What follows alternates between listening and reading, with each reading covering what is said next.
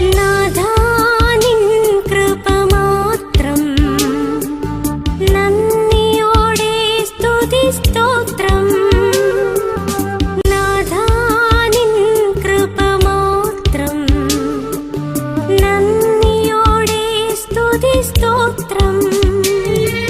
നീ മാത്രമെൻ തണലെന്നും, നീ മതി എന്നേശുവേ. നീ മാത്രമെൻ തണലെന്നും, നീ മതി എന്നേശുവേ. ദൈവവചന ചിന്തകൾ കേൾക്കുന്ന എല്ലാ മാന്യ ശ്രോതാക്കൾക്കും ക്രിസ്തീയ വന്ദനം. സദൃശവാക്യങ്ങളുടെ പുസ്തകം 1-ാം അധ്യായം 33-ാമത് വചനം. ആ വചനം ഇങ്ങനെ വായിക്കുന്നു: എൻ്റെ വാക്ക് കേൾക്കുന്നവനോ നിർഭയം വസിക്കുകയും ദോഷഭയം കൂടാതെ സ്വൈര്യമായി ഇരിക്കുകയും ചെയ്യും എന്നുള്ള വചനമാണ്.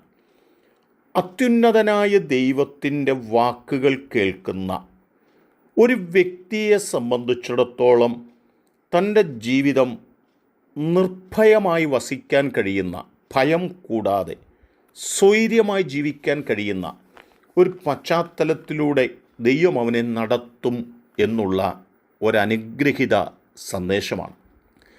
ഭക്തന്മാരുടെയൊക്കെ ജീവിതത്തിനകത്ത് ഭയപ്പെടുത്തുന്ന, സ്വസ്ഥത നഷ്ടപ്പെടുത്തപ്പെടുന്ന ഒരുപാട് ഘട്ടങ്ങളിലൂടെ അവർ കടന്നുപോയിട്ടുണ്ട്.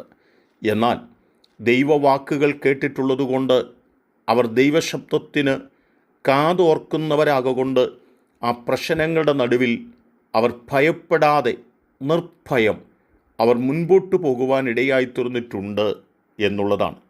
ഹേരോദാവ് സഭയെ ആഴമായി പീഡിപ്പിച്ചുകൊണ്ടിരിക്കുന്ന കാലഘട്ടം, യാക്കോബിനെ വാൾകൊണ്ട് കൊന്ന കാലഘട്ടം, പത്രോസിനെയും അവർ പിടിച്ച് കാരാഗൃഹത്തിനകത്ത് ഇട്ടിരിക്കുന്ന കാലഘട്ടമാണ് അപ്പോസ്തല പ്രവൃത്തികളുടെ പുസ്തകം 12-ാം അധ്യായം.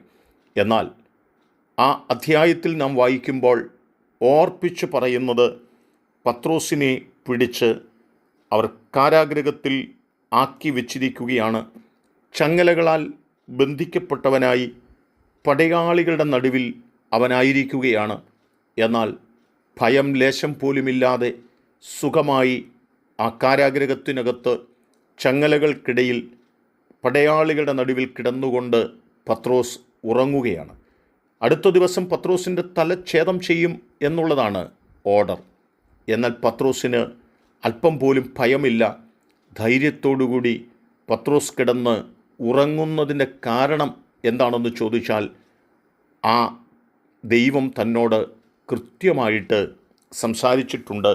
ദൈവശബ്ദം കൃത്യമായി കേട്ടിട്ടുള്ള, ദൈവശബ്ദത്തെക്കുറിച്ച് കൃത്യമായി ബോധ്യതയുള്ള പത്രോസിന് തൻ്റെ മുമ്പിൽ വന്നിരിക്കുന്ന പ്രശ്നങ്ങളൊന്നും വലിയ പ്രശ്നമായി കാണുന്നില്ല. കാരണം അതിനെ അതിജീവിക്കുവാൻ, അതിനെ ജയിപ്പിക്കുവാൻ കഴിവുള്ള ഒരു ദൈവം കൂടെയുണ്ടെന്നുള്ള തൻ്റെ വിശ്വാസമാണ് തൻ്റെ ജീവിതത്തിൽ ഭയം ലേശമില്ലാതെ തനിക്ക് സുഖമായി കിടന്നുറങ്ങുവാൻ തന്നെ പ്രേരിപ്പിക്കുന്ന ഘടകമെന്ന് പറയുന്നത്. അപ്പോസ്തലപ്രവൃത്തികളുടെ പുസ്തകം 16-ാം അധ്യായത്തിലേക്ക് നാം കടന്നു വരികയാണെങ്കിലും പൗലോസും ശീലാസും കാരാഗൃഹത്തിനകത്ത് അകപ്പെട്ടിരിക്കുകയാണ്. മുൻപോട്ട് പോകുവാൻ കഴിയാത്ത തലത്തിൽ അവരുടെ കാലുകൾ ആമത്തിലിട്ട് പൂട്ടിയിരിക്കുകയാണ്. അവർ പടയാളികളുടെ ഇടയിൽ കിടക്കുകയാണ്. രക്ഷപ്പെടാനുള്ള യാതൊരു സാധ്യതയും അവരുടെ മുൻപിലില്ല. എന്നാൽ ആ പ്രതികൂലത്തിൻ്റെ നടുവിൽ ധൈര്യത്തോടുകൂടി അർദ്ധരാത്രിയിൽ പൗലോസും ശീലാസും പ്രാർത്ഥിച്ച് ദൈവത്തെ പാടി സ്തുതിക്കുവാനിടയായി തുറന്നപ്പോൾ ദൈവത്തിൻ്റെ മഹത്വം ഇറങ്ങുവാനിടയായി. ആ കാരാഗൃഹത്തിനകത്ത് പൗലോസും ശീലാസും പ്രാർത്ഥിക്കുകയും പാടി ദൈവത്തെ ആരാധിക്കുകയും ചെയ്യുന്നതിൻ്റെ കാരണം അവരിൽ ഭയം ലേശം പോലുമില്ല. അവരോട് സംസാരിച്ച ദൈവശബ്ദം അവരുടെ കാതിനകത്തുണ്ട്. ആ ദൈവസാന്നിധ്യം അവരനുഭവിച്ചുകൊണ്ടിരിക്കുന്നു എന്നുള്ളത് തന്നെയാണ്.